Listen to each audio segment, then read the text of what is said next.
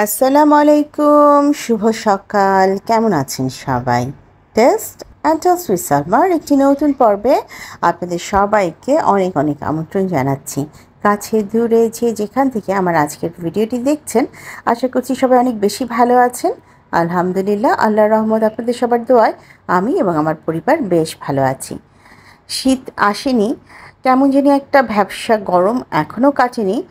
একটু ঠান্ডা ঠান্ডা যে ভাবটা ছিল গতকাল শুক্রবারে, সেটা ছিটাফোঁটাও পাইনি। গতকাল শুক্রবারটা ছিল আমার ভীষণ ব্যস্ততম একটা দিন। সারাটা দিন ঘরে বাইরে দৌড়াদৌড়ি করে কাটিয়েছি, আর তারই কিছু কিছু অংশ আজকে তুলে ধরবো আপনাদের কাছে। শুক্রবার সকালে যেহেতু মেয়েকে নিয়ে আমাকে স্কুলে যেতে হচ্ছে না, তাই বেশ খানিকটা সময় বারান্দার কিছু গাছপালার পরিচর্যা করলাম। কিছু ডালে মরা পাতা হয়ে গিয়েছিল, সেগুলোকে তুলে ফেলে দিলাম। কিছু জায়গায় দেখলাম গাছ একদম জুবুথুবু হয়ে কুঁকড়ে যাচ্ছে, সেগুলোকে গুছিয়ে দিলাম। আর এখন একটু পানি দিয়ে দিচ্ছি। আমি যখন বারান্দায় গাছের পরিচর্যা করছি, আমার অ্যাসিস্ট্যান্ট কিন্তু এখানে এসে রোদ পোহাচ্ছে। সে এই জিনিসটা খুব এনজয় করে। সকালের রোদটা দেখলেই যেখানে একটু বেশি রোদ পড়ে সে সেখানে চলে যায়। আমিও তাকে যতক্ষণ বারান্দায় আমি নিচে থাকি ততক্ষণ তাকে বারান্দায় রাখি, তারপর আবার ঘরে নিয়ে ঢুকে যাই। একবার পড়ে গিয়েছিল বাবা, এই রিস্ক বারবার নেওয়া যাবে না। তো এখন সেও কিছুটা ভয় পেয়েছে, আর আমিও বেশ খানিকটা সাবধান হয়ে গেছি। যেহেতু শুক্রবার, মেয়েদের স্কুলের ড্রেসগুলো, তারপর হাজব্যান্ডের কাপড় চোপড় সব কিছু একটু ওয়াশিং মেশিনে আর্লি দিয়ে দিচ্ছি। আমি যখন এখানে কাজ করছি তখন কিন্তু মোটামুটি 8টা 10। নর্মালি শুক্রবার দিন আমি একটু দেরিতেই ঘুম থেকে উঠি, 9টা 9:30 করে উঠি, কারণ একটা দিন একটু আরাম করে ধীরে সুস্থে উঠি। কিন্তু এবারের শুক্রবারটা একটু ব্যতিক্রম। যেহেতু আমার বড় মেয়েটার এএসএ পরীক্ষা চলছে এখনও, তো শুক্রবার দিন তার একটা পরীক্ষা ছিল ফিজিক্স থার্ড পার্টের। তো সে এই পরীক্ষাটা দিতে বের হয়ে যাবে বাসা থেকে মোটামুটি 1:30টার মধ্যে। তো 1:45টায় আমাকে হলে থাকতে হবে। তো সকাল থেকেই যদি একটু শিডিউল টাইমিংটা মিলিয়ে না কাজ করি, তাহলে দেখা যাবে কাজের অনেক গাফিলতি হয়ে গেছে, টাইমের মধ্যে কাজ শেষ করতে পারছি না, উল্টো একটা মেন্টাল প্রেশার নিয়েই ঘুরে বেড়াচ্ছি। তো আমি আমার মতন করে কাজগুলোকে শুরু করে দিয়েছি। এবং এরকম ব্যস্ততাময় একটা ছুটোছুটিময় দিনের মধ্যে যখন মোটামুটি 9টা 9:15টার দিকে ফোনে মেসেজ আসলো যে আজকে আমার খালা আসবে না, মানে আমাকে যিনি রান্নার জোগাড় করেন সেই খালা আসবে না, তখন নিজেই বাকি কাজগুলো শুরু করে দিলাম। এই থালা বাসন রেখে লাভ নেই, এগুলোকে তাড়াতাড়ি ধুয়ে ফেলা, যা রান্না করব সেগুলো একটু জোগাড় করে নেওয়া। তবে ঘর ক্লিনিংয়ের খালাটা আসবেন, তিনি ঘর ক্লিন করবেন, কিন্তু রান্নার জোগাড়ের খালাটা আসবেন না। আমি এই খালাটাকে আলটিমেটলি এই মাসের শেষে বিদায় করে দিব, সেটার অ্যানাউন্সমেন্টও দিয়ে দিয়েছি। এই মাসের প্রথমেই 2-3 তারিখে তাকে জানিয়েছিলাম যে আমি আর ওকে নিয়ে কন্টিনিউ করব না। তো সে অবশ্য বেশ রাগও করছিল যে কেন আমি তাকে ছেড়ে দিচ্ছি। আসলে না বলতে পারাটা অনেক জরুরি। কিছু কিছু জায়গায় অবশ্যই না বলতে পারা শেখা উচিত। আমি আমার অনেক ইউটিউবার আপুদেরকে দেখি যারা খালাদেরকে নিয়ে ভীষণ প্যারায় থাকেন, কিন্তু খালাদেরকে কিছু বলতে পারেন না। এটারও একটা বিষয় আছে। আমি এখন যে বয়সটায় আছি, এই বয়সটায় আমি অনেক কথা শক্তভাবে বলতে পারি। যারা একদম মানে রিসেন্টলি কাজ শুরু করেছেন, সংসার শুরু করেছেন, ছোট্ট একটা বাচ্চা আছে, তারা খালাদেরকে এখনও ওই পর্যায়ে যেতে পারেননি, খালাদেরকে না বলতে পারবেন না। তবুও আমি একটা কথা বলছি, সেটা হচ্ছে আপনার সিম্প্যাথি অবশ্যই থাকতে হবে আপনার হেল্পিং হ্যান্ডের জন্য। তার জন্য আপনি ছাড় দিবেন। সপ্তাহে 1 দিন ছুটি কাটান, কোনো সমস্যা নেই, সে ছাড় দিতে পারেন। কিন্তু সেই ছুটি কাটানোটার মাত্রাটা যদি মাসে 10 দিন হয়ে যায়, তখন কাইন্ডলি ছাড় দিবেন না। তাকে বুঝিয়ে দিবেন যে সে 4 দিন, মাসে 4 দিন ছুটি পেতেই পারে, প্রত্যেক সপ্তাহে 1 দিন করে। কিন্তু মাসে 10 দিন ছুটি কাটানো, এটা খুব বাড়াবাড়ি পর্যায়ে চলে যায়। কোনো অফিস আদালত কখনোই কোনো কর্মচারীকে 10 দিন ছুটি দেয় না। আবার আমি টাকা কখনোই কাটি না। আমার খালাদের ক্ষেত্রে আমি কখনো তাদের বেতনের টাকা কাটি না। কিন্তু আমি যে কথাটা বলি সেটা হচ্ছে, রুজির রুটিটা হালাল করে নিয়ে খেও। এই যে 10 দিন না এসে বেতনটা নিচ্ছ, এটার কতটুকু হালাল কতটুকু হারাম নিজের মনকে একবার প্রশ্ন করো। তুমিও মরবে, আমিও মরব। হয়তোবা বয়সের কারণে আমি এখন যে জায়গায় দাঁড়িয়ে আছি এসব কথা ইজিলি বলে ফেলতে পারি, অনেক আপুর পক্ষে এটা বলা সম্ভব না। কিন্তু এটুকু বলতেও তারাই আমাকে বাধ্য করেছে। আমার এই নোংরামিগুলো করতে একদম ভালো লাগে না, ইচ্ছে করে না। বাট আমি এখন মোটামুটি ত্যক্ত বিরক্ত হয়েই এই ডিসিশানগুলো নিয়েছি। আপনাদের সাথে গল্প করতে করতে যে কটা ব্রেকফাস্টের থালা বাসন ছিল সব ধোয়া শেষ। এখন সিঙ্কটা ভালো করে পরিষ্কার করছিলাম, এই সময় ইউনি এলো একটু পানি খেতে। ও এরকম যখন দেখে যে সব কিছু পরিষ্কার হয়ে গেছে, সিঙ্কে কিছু নেই, আমি সিঙ্ক ধুচ্ছি, তখন ও আসে, এসে একটু করে পানি খেয়ে যায়, আর আমিও ওকে তখন পানি এগিয়ে দিই। আমার খুব ভালো লাগে সে যে আমার পাশে পাশে থাকে, তার যে চাহিদা সেটা এসে আমাকে বোঝানোর চেষ্টা করে।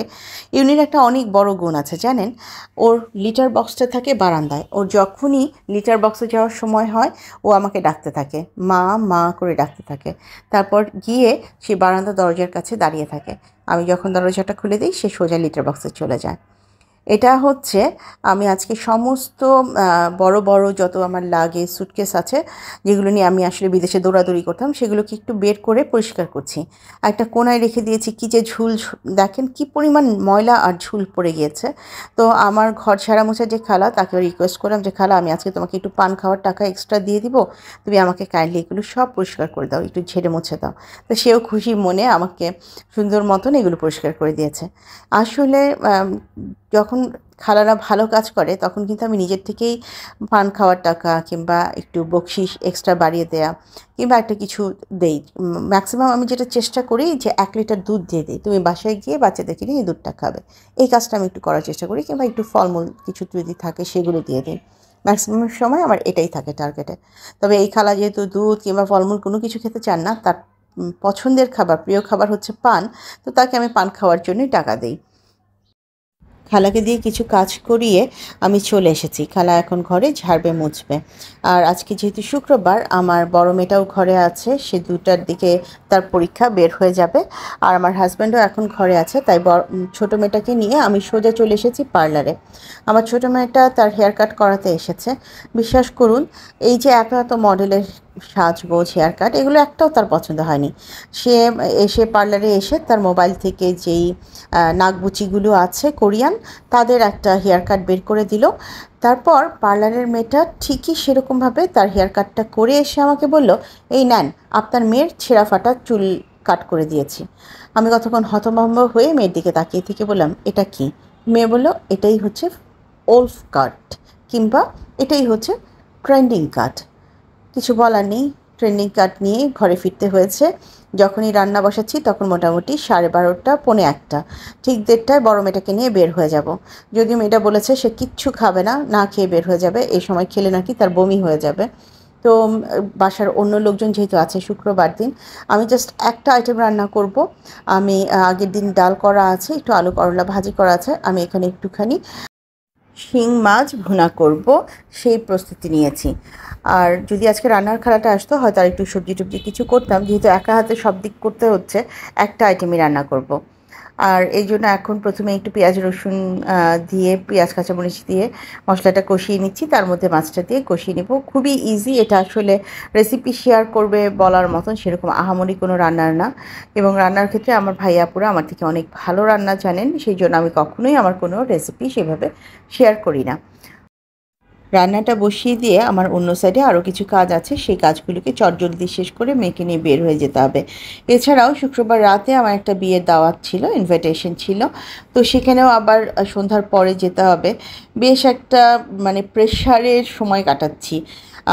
চেষ্টা করছিলাম খুব দ্রুততার সাথে যত তাড়াতাড়ি কাজগুলো শেষ করা যায়।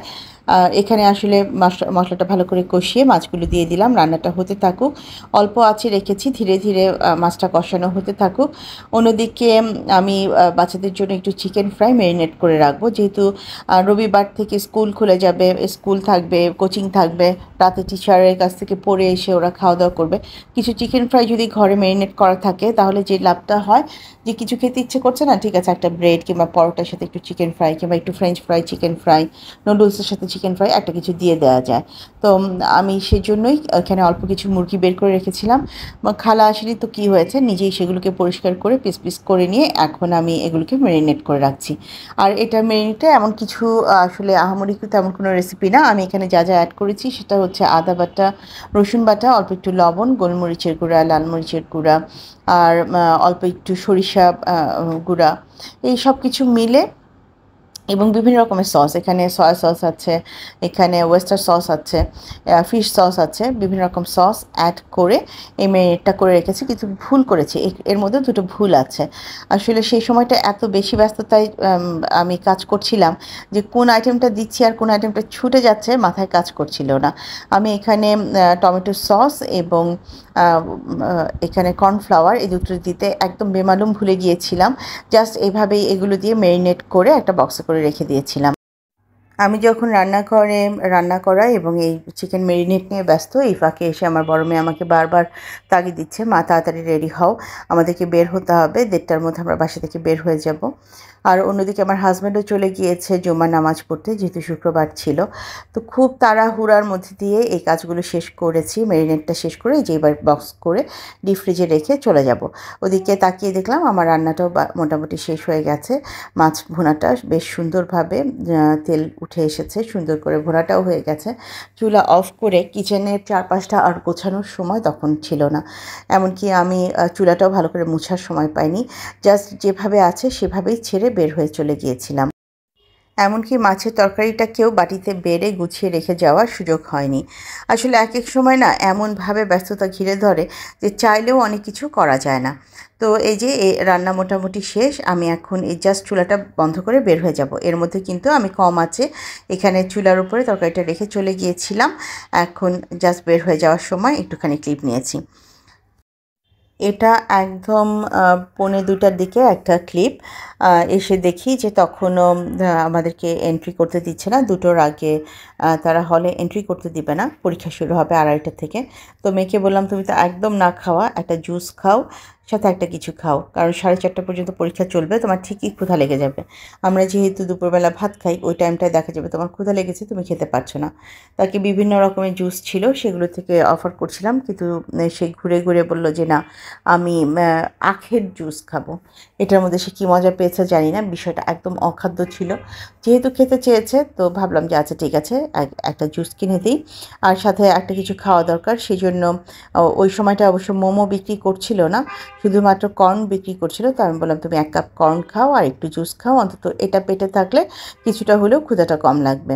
তো এটা অর্ডার করে দিয়ে আমি আশেপাশে একটুখানি ক্লিপ নিচ্ছিলাম। তো দেখলাম কর্নটা খুব সুন্দর করে ওরা সিদ্ধ করে এটাকে মিক্স করে দিচ্ছে। তবে বিশ্বাস করেন, দেখতে যত ভালোই লাগুক না কেন, এখানকার কর্নটা খেতে আমার একদম ভালো লাগেনি। বরং আমি মিনা বাজার থেকে যে কর্নটা কিনে খাই সেটা সবচেয়ে বেশি মজার ছিল। আর এটা আমি মূলত আগোড়া থেকে নিয়েছিলাম। আমি যেখানে গিয়েছিলাম, আমার মেয়ে পরীক্ষার সেন্টার যেখানে ছিল তার ঠিক নিচতলায় আগোড়া ছিল, তো আমি আগোড়া থেকে এটা নিয়েছি। আমি জানি না এটা নিয়ে আগোড়াবাসীরা মন খারাপ করবে কিনা, বাট দিস ইজ ফ্যাক্ট। আমার কাছে মনে হয়েছে মিনা বাজারের কর্নটা এর থেকে অনেক বেশি মজার হয়। তো যাই হোক, মেয়েকে বললাম যে তুমি চটজলদি এখানে খেয়ে ফেলো, এটাও খাও এবং জুসটা খাও, খেয়ে ফি আমানিল্লাহ পরীক্ষা দিতে চলে যাও।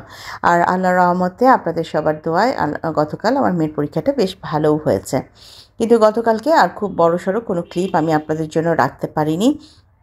ফিরবার পথে বাসার জন্য অল্প কিছু ফ্রুটস কিনে নিয়ে ফিরেছি। আমি যখন ফিরে এসেছি, মেয়ে তখন পরীক্ষার হলে পরীক্ষা দিচ্ছে। দুপুরে খাওয়া দাওয়া শেষ করে, নামাজ শেষ করে আবারও আমি 4টার দিকে চলে গিয়েছিলাম ওকে আনতে। তো ভাবলাম যে ফেরার পথে একটু ফ্রুটস নিয়ে আসি, ঘরে যারা আছে তারা অন্তত খেতে পারবে। তো আজ এই পর্যায় থেকে আমি আপনাদের সবার কাছ থেকে বিদায় চাইছি।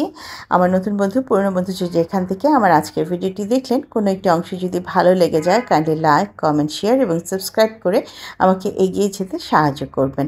খুব যে গোছালো কোনো ভিডিও আপনাদের সামনে উপস্থাপন করতে পারলাম তা নয়, আসলে গতকাল যে ব্যস্ততাময় দিন কাটিয়েছি সেটাই একটু একটু করে আপনাদের সামনে তুলে ধরলাম। আজ এই পর্যায় থেকে আপনাদের কাছ থেকে বিদায় নিচ্ছি। আগামী পর্বে আবারও নতুন কোনো গল্প নিয়ে হাজির হব আপনাদের সামনে। আজ এই পর্যায় থেকেই আমি এবং ইউনি আপনাদের সবার কাছ থেকে বিদায় নিচ্ছি। দেখা হবে আরও একটি নতুন পর্বে। সে পর্যন্ত সবাই অনেক বেশি ভালো থাকবেন, নিজেদের খেয়াল রাখবেন। আল্লাহ হাফেজ এবং আসসালামু আলাইকুম।